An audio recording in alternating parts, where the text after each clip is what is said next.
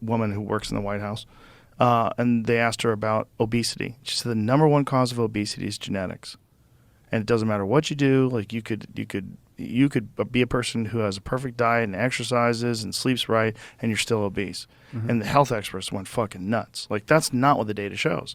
The data shows that most people who are obese have obese parents, and they come from an obese family, but they're all doing the wrong thing.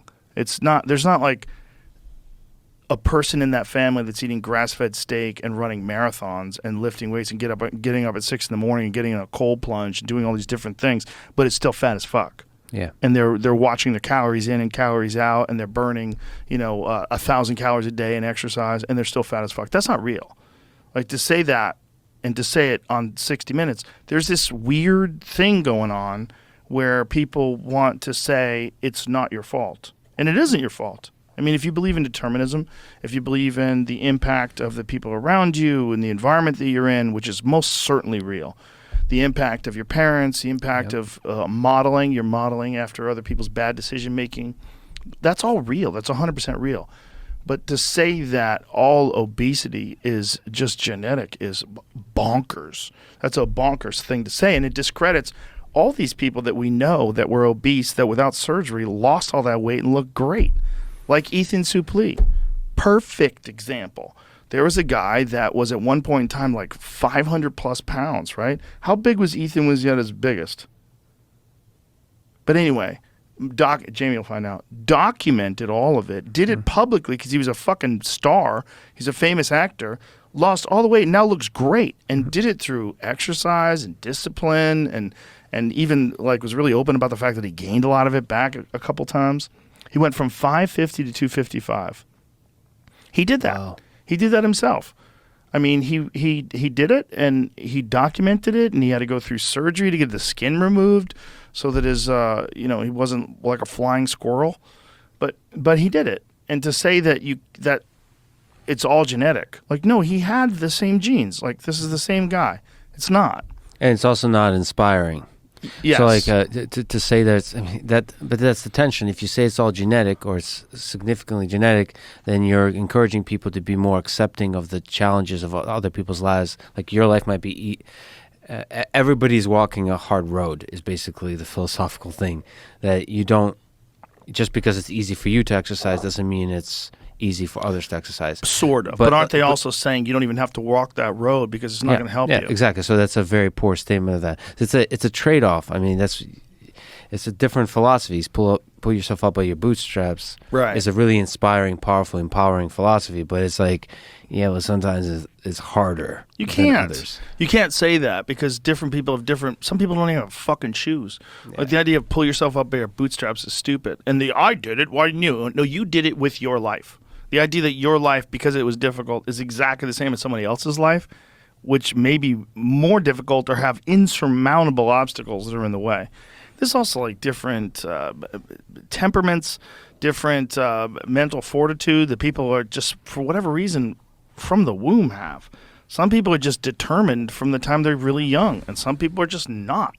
Some people are discouraged easily, and some people are not. And I don't know why. Yeah. But to say that there's no way is crazy. To say there's no way is like, that's irresponsible. And it's also like to say that and just put it on 60 Minutes. Hey guys, that's not true. And you could talk to a lot of people that have lost weight and they'll tell you it's not true. It doesn't mean that the people who are obese didn't get a really bad hand genetically, a really bad hand in terms of the environment they grew up with. Yeah, they got dealt a bad hand. No doubt. It's not the same as someone who grows up in a house where everybody's skinny and the fucking whole family runs. Like, no, it's not going to be the same. Someone who's eating organic and the whole family like does a lot of exercise and does stuff together. Yeah, they're going to be thinner. Yeah. But it's like you can't lie. You can't lie, and you can't expect me to think that you're really an expert when you say things like that. Yeah, but you also can't criticize Bill Gates by saying he has a soft body. Of course you can. Of course you're being a comedian, but he does. And if he's talking about health, hey buddy, get your house in order first. Yeah, definitely. There's a lot of incredible doctors that don't have their house in order. That's true. But if you're giving health advice, one of the core components to health is your metabolic health, your overall metabolic health. Put up this story right out of the gate. They're talking about using the drug that semaglutide stuff Oh, we've been no. talking about. Is that what they're doing? So this is like an ad for semaglutide? I'm not saying that, but that's what it seems like. Oh Because my there's even like the whole thing God. about the shortages of it. Oh no. So But you know, I think Huberman was discussing this. He might have been discussing this with Peter Attia, and they were discussing that semaglutide doesn't just make you lose fat, but also makes you lose muscle in many cases. And that's probably because you're not taking in enough food, right? Because what it's doing is I'm just guessing. There might be some other mechanisms involved, obviously. But if you're like full quicker, which is the idea behind this stuff, it's almost like you're taking an injection that does the same thing as like a belly band. If you're not eating enough food and you're losing fat that quickly, you might be losing muscle too. Like, because when people go on like binge diets, they starve themselves, they lose muscle. Like when guys lose weight for fights and they get down to a very minimalistic, very minimal calorie input, they lose muscle too. Like when someone cuts themselves down from like 205 and fights at 170, 100% they're going to lose some muscle too. Yeah, but there's interesting. So for fighting is different, but there's if you're doing it in a healthy way, for your own personal life, there might be some strength training combined. I mean, that's a really interesting dynamics, right? How do you lose weight while maintaining muscle mass? Well, it depends on how many calories you're burning.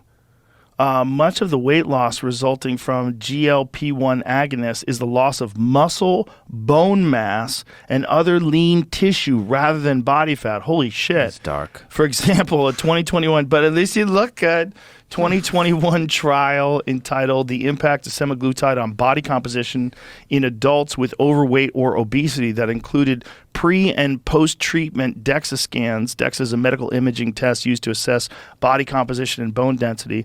Is one of the most accurate methods for identifying how much body fat a person has versus fat-free mass, such as muscle and bone mass. 34.8% of the total weight loss experienced by participants receiving semaglutide resulted from muscle, bone, and connective tissue. Oh shit, that's not good. So that'll make your ligaments weaker, your fucking knees weaker and shit. That's connective tissue. Those people were working out are all, do you know what I mean? They could have just been sitting around thinking they didn't have to do anything, and now they lost a bunch of fucking muscle mass. and Good bones, point. you Yeah, know? but 35% That's a lot. muscle, bone, and connective tissue. That's not good.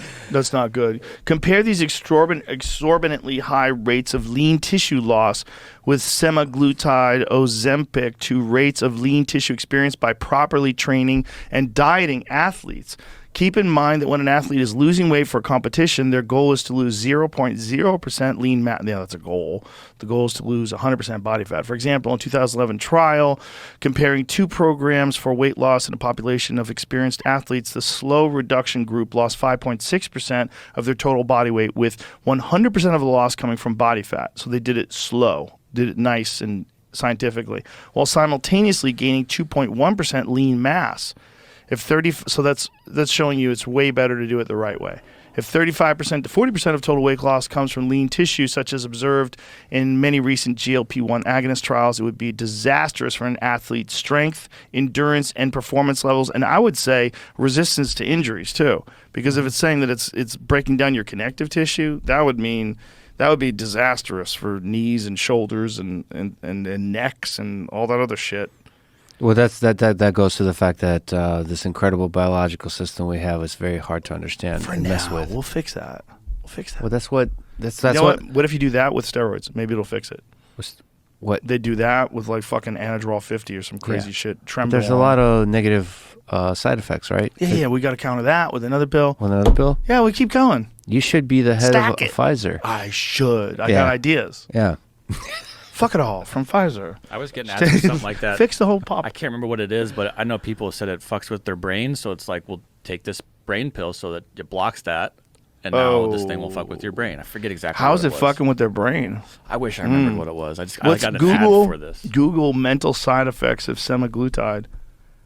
But it makes sense. There's no biological free lunch, right? When it comes to these complex systems, you're tricking it into like losing weight. Of course, Yeah. you're going to lose some shit you want to keep.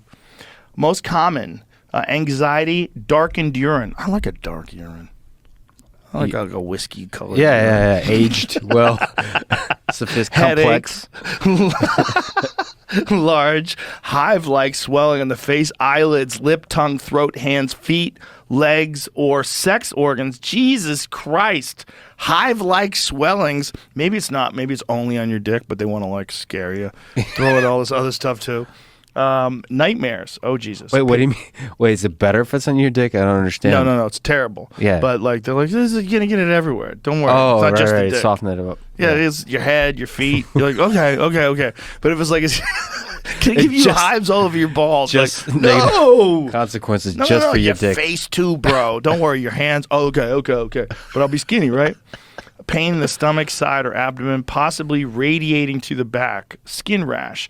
Unusual tiredness or weakness. Yeah, it makes sense. If you're not eating much, you're gonna be tired unless you're taking our Adderall with it. Oh, it may cause some people to have suicidal thoughts and tendencies, or to become more depressed. Oh, Jesus Christ! Also, tell your doctor. Go back to that again. Also, tell your doctor if you have sudden or strong feelings, including feeling nervous. That's my whole life. Sudden, strong feelings. Angry. Man, it's so interconnected. Violent. Restless, violent, or scared. If you or your caregiver notice any of these side effects, tell your doctor right away. You tell your doctor says, don't be a pussy. Do you want to have a fucking six-pack for summer or not, Lex? Yeah, take that rash on your dick Come like on, a man. Bro. Says when you stop Did taking Elon say he was taking that stuff?